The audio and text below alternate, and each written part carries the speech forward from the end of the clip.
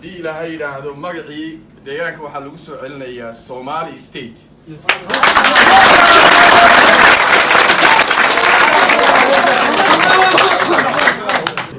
qodobka labaad ee bishaarada ee madaxweynuhu uu rabo inuu idiin sheego maanta waxa weeyaan calankeenii originalka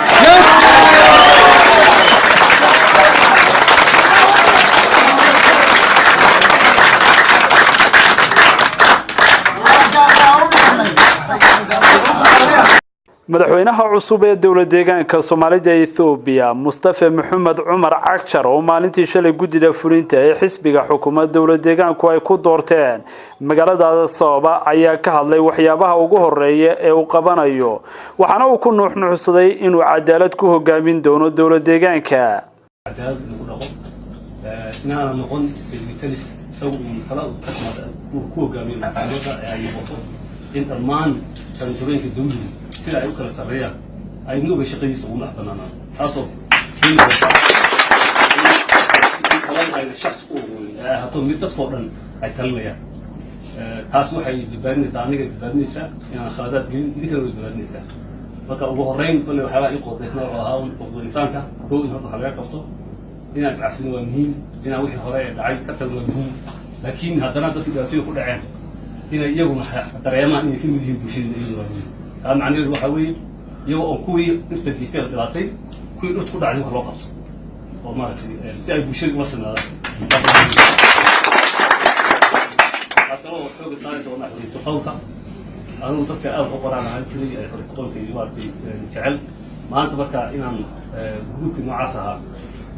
aan xorriyaddooda usii kordhiyo ayaan diyaar u ahay qof kasta إنه حياة نقول لنا قاعد باشرة لكن دنيا كله industry أو وش قيس أمريكان في إنجليز كيو أوفر إنه ملاحظة حاليه أو دقل كودا يمقال كودا يهذا الكودا كشر وعقب الوهر وإندستري تم أو وش قيس إنه حقي إنه حاليا تعب باليوم السرعة أنا عايز مركب وتروح في دعاية سيارة ما تحبتي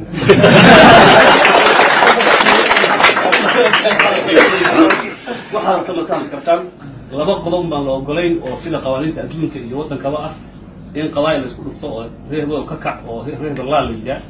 waa la oran karaa reerba xabadsaday waa la waxaas dhib mar waa la oran karaa mustafa meeshii yimid waxa ay reerkoodii soo baxay waxaas dhib mar laakiin reerba ku duul incitement la leeyahay waa qalad waxa kaloo khalad wixii diinta iyo akhlaaqda ay diidayso sawir qaawan aflagaato ay noocaas waa reerba وهي إنت كبحثن وهو وعلى هالكلام السوق السوق على هالكلام ما هو قديم بالأوران كلام طبعا كم من بالأوران كلام وهالأوران كلام هو وأساس الأوران كلام شخصية على هالكلام قصدي أي دمجيس وجالسين عفوا وح صار مدحينها يو صاحبي يوجدها يسوي طالع وشريت هاي قوات الدولة وحكموا الناس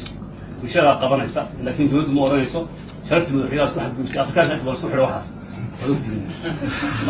مركا الحدود ضد كل مدي هاي أبي وحلا شيء وحاول يسمع محمد كلام هذا طينا دقيقتين دعاية أنا أريد أولين بالله ليش مرنا هنا هي بقى استمرنا هنا عشان ترجع على العين ده العين أول وضرب waxaan hadeer rashidkeena waxaan ku soo xidhanaynaa heestii caanka ahayd ee Soomaali oo dhan ay lahayd ee Soomaaliya toosay haduu ilaahay